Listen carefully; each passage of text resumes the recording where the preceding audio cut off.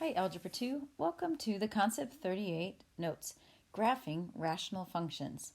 There's a lot of information in these notes. Make sure that you pause the video whenever you need to get down everything from the notes.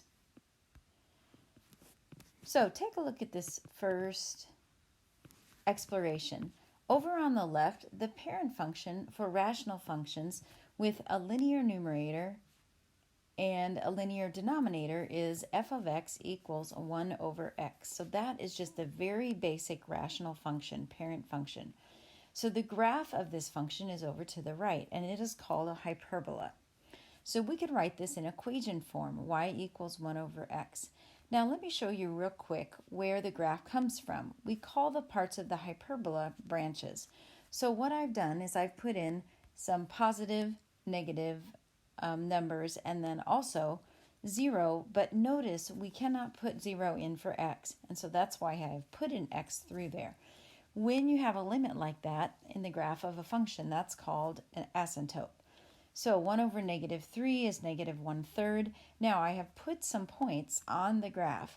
So negative 2, negative 1/2, negative 1, negative 1. So you can see that that branch down in the lower left-hand quadrant is doing a curve which is going up against the x and the y axes, but it will not touch because x or y cannot be 0. And then when we put in positive 1, 2, and 3 for x, you get the branch in the upper right-hand quadrant.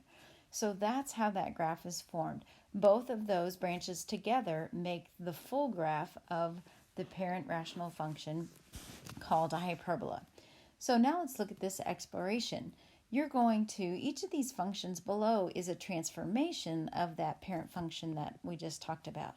You want to try to match the function with the graph. So of course you can get up Desmos, you can get your graphing calculator.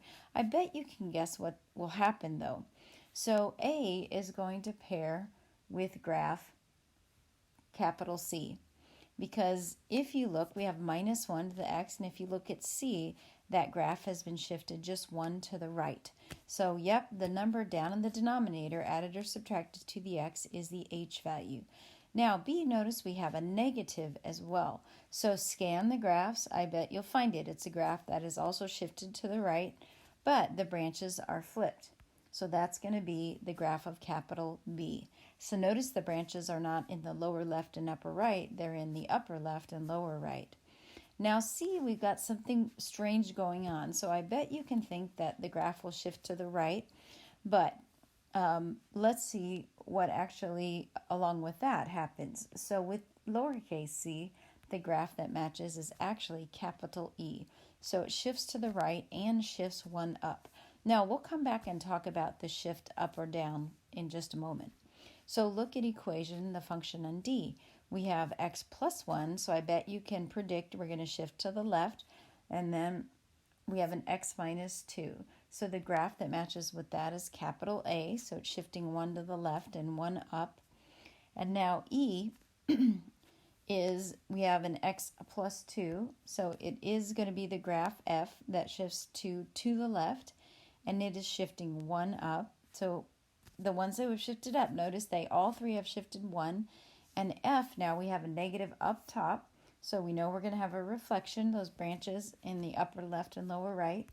And then plus 2 is going to shift it 2 to the left, so that is D. So now you may be wondering, well, how do I tell the up or down shift? So if you look at the coefficients in front of the x values, so if you look, well, we'll come back to that. So let's talk about the shifts in each of these graphs. So in shift C, it was 1 to the right. In B, it was also 1 to the right and a reflection. In E, we've got 1 to the right and 1 up. D, we have left 1 and up 1. E, we have left 2 and up 1. And then finally, we have a reflection and 2 to the left. So now let's talk about how can we predict those up and down shifts. So now we're going to look at the coefficient of the x values, and we're going to look at the fraction. So the coefficient of x in the numerator is 1, x in the denominator is 1, 1 over 1. That is just 1. That tells us to shift up. And you can see the same thing is happening in D, where we had a shift up 1. and in E we have shift 1, and then also F. All right, now we're going to get into, we're going to graph these functions. So if you look at the core concept over to the left, we've got the graph of the parent function f of x, or y equals 1 over x. It is called a hyperbola, and the parts of it are called the branches. The domain and range will be our asymptotes, what the domain and range cannot be. So y equals some value over x, and this graph has asymptotes. These are limits to where the graph can go, and then domain and range that are related to that. So let's look at this equation, y equals 4 over x. Now let's go -3 to +3. We know that we cannot plug in 0 because we can't divide by 0. So -3 will give us -4/3 or -1.3, -2 gives us -2, etc. So let's go ahead and note that this is going to be stretched by 4 because of that 4 on top in our numerator. All right, so drawing the graph, we're just going to carefully graph these points, and we'll have these branches that emerge. And so they have asymptotes along the x and the y axes, and you can see how the shape of them, they are going right up against those. So we go ahead and name that, and we say the horizontal asymptote is the x-axis, but the equation of the x-axis is that y equals 0. And then our vertical asymptote is just the y-axis, but the equation of the y-axis is where x is 0. So that is also our domain and our range limitations. So where our horizontal asymptote is, our range is that y can be every number except 0. And where our vertical asymptote is, our domain, it can be every x value except for 0. And again, we graphed basically the parent function that's been stretched just a little with that 4 in our numerator. Let's look at this equation. So it says graph the function, state the domain and range. All right, actually, let's graph this function. Now, see, I have switched up on you. This should be the next one in your notes. So if you look at our core concept, now here's a step-by-step on how to graph this simple rational function. So look at the form y equals a over x minus h plus k. To graph, you want to follow these steps. So first thing you want to do is draw the asymptotes. The asymptotes are going to be at our h and our k value. So our h value will give you our vertical asymptote, and our k value will give you the horizontal asymptote. Then you're going to plot points to the left and to the right of the vertical asymptote, and then draw the branches. All right, so let's start with g of x equals -4 over x plus 2 minus 1. Our a value is -4, our h is -2, and k is -1. So let's go ahead and state the transformations. That -4 will give us a stretch by 4 and a reflection. I'll come back and put the 4 in a moment. Our h value, there we go, we'll shift it 2 to the left, and our k value will shift it 1 down. Now our h value is also our vertical asymptote. So I'm going to call that VA for vertical asymptote x, which will be at the line where x equals -2. And our horizontal asymptote will be our k value. It will be the horizontal line where y equals -1. And by the way, these are our limitations for our domain. The vertical asymptote x will not be -2, and y will not be -1 for our range. So now in our table, I'm going to go to the very middle spot, and I'm going to put in my vertical asymptote value, which is -2. And I know I can't plug that in because that will give me 0 in the denominator. Then I put in x values around it. I plug that into my equation and get my y values. Now, over on my graph space, I draw my xy axis label, and now I'm going to sketch in my asymptotes.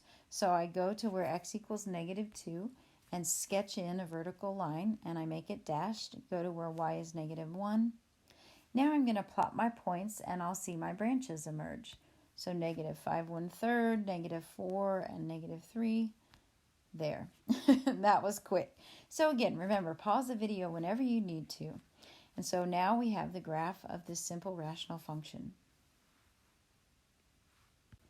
All right, now let's graph this. Y equals 3 over x minus 2. And so I've got the general form over to the right to help us remember where our a, h, and k values are. So let's pick out a is 3, h is 0, and k is negative 2. So we'll have a stretch by 3, no shift left or right, but we'll go down 2.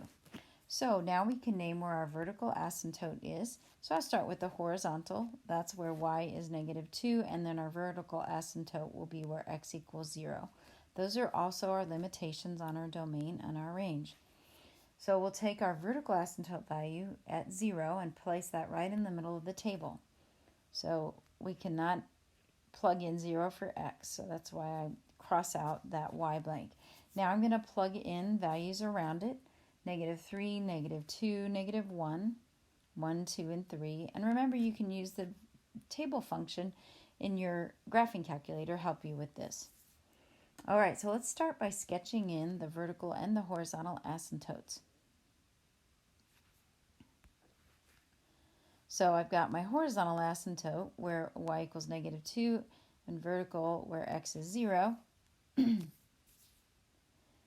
And now let's plot the points and we'll see those branches emerge. All right, and there we have the graph of y equals 3 over x minus 2.